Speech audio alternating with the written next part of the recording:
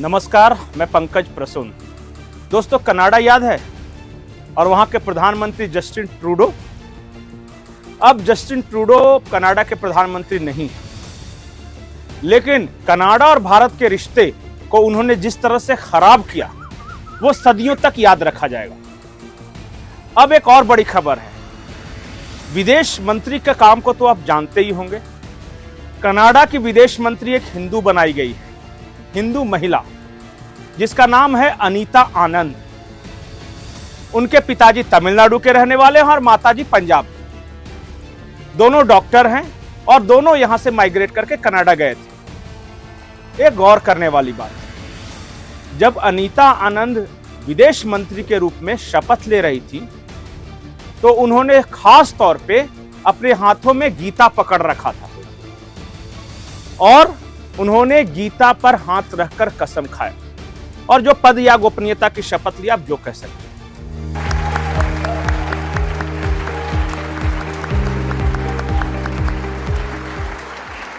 Anita Anand, do solemnly foreign affairs.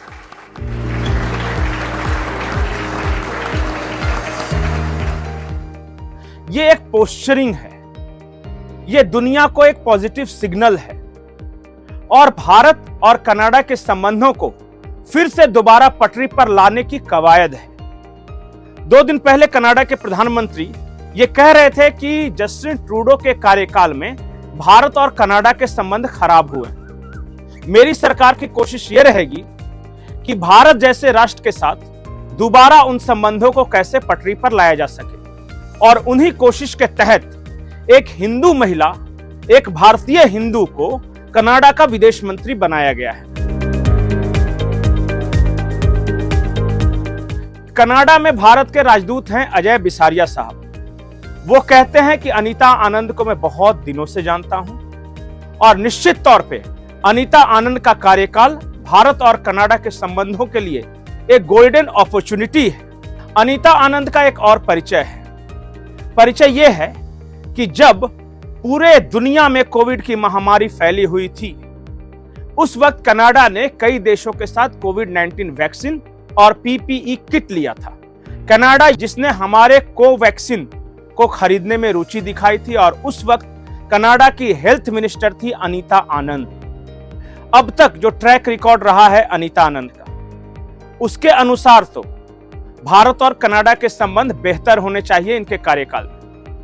और जिस तरह वहां की नई सरकार ने यह मंशा दिखाई है, उसके बाद इस बात की उम्मीद और बढ़ गई है कि जो जस्टिन ट्रूडो ने जो बिगाड़ा था, अनीता आनंद वो बनाएंगे। खबरों की भीड़ में यह खबर छूट गई थी, हमें लगा कि आपको बताना चाहिए। वो तस्वीरें जो हमने देखी कि गीता पर हाथ रखकर शपथ लेना, इससे पहले सिर्फ एक बार दिखाई दी थी। वो तब जब अमेरिका की डायरेक्टर नेशनल इंटेलिजेंस तुलसी गबार्ड शपथ ले रही थी। उन्होंने गीता पर हाथ रखकर शपथ ली थी। तो अमेरिका की इंटेलिजेंस चीफ एक हिंदू महिला है जिसने गीता पर हाथ रख के शपथ ली। अब कनाडा की विदेश मंत्री एक हिंदू महिला है जिसने गीता पर हाथ रखकर शपथ ली। अब जरा भारत के बारे में सोचिए, यहां अगर कोई हिंदू नेता पद और गोपनीयता की शपथ संविधान के साथ साथ भी अगर गीता पर हाथ रखकर वो शपथ ले, तो यहां किस तरह का हंगामा होगा, यहां किस तरह का पॉलिटिकल नैरेटिव बनाया जाएगा। आप जरा सोचिए कि अमेरिका का राष्ट्रपति अपने देश के टॉप बिजनेसमैन के साथ स्टेज पर खड़े होकर शपथ ले सकता है, जिसमें एलन मस्क से लेकर गूगल के जो सीईओ हैं वो सारे हो सकते हैं। अगर जरा सोचिए कि भारत का कोई प्रधानमंत्री पद और गोपनीयता की शपथ ले रहा है, उसके स्टेज पे छोड़िए, उसके बगल के स्टेज पे अगर भारत के टॉप बिजनेसमैन बैठे हों, तो इस देश में कैसा नैरेटिव बनाया जाएगा। पूंजीपतियों की सरकार, अडानी अंबानी की सरकार, याद है ना कुछ। इसलिए मैं बोलता हूं कि दुनिया के पैमाने से भारत को देखिए या फिर भारत के पैमाने से दुनिया को देखिए। आज कनाडा ने एक हिंदू महिला को विदेश मंत्री बनाकर भारत के साथ रिश्ते सुधारने की एक बड़ी पहल की है, एक सिग्नल दिया है, एक पॉजिटिव पोस्चरिंग की है। उसी तरह ट्रंप प्रशासन ने जानबूझकर भारतीय हिंदुओं को अपने साथ जोड़कर भारत के साथ मौजूद संबंधों को आगे बढ़ाने के लिए एक पॉजिटिव सिग्नल दिया है। भारत को जब भी कोई पॉजिटिव सिग्नल देना होता है तो वो किसी हिंदू महिला को ही आगे क्यों करते हैं? इस सवाल का जवाब आप जरूर दीजिएगा कमेंट सेक्शन में। नमस्कार।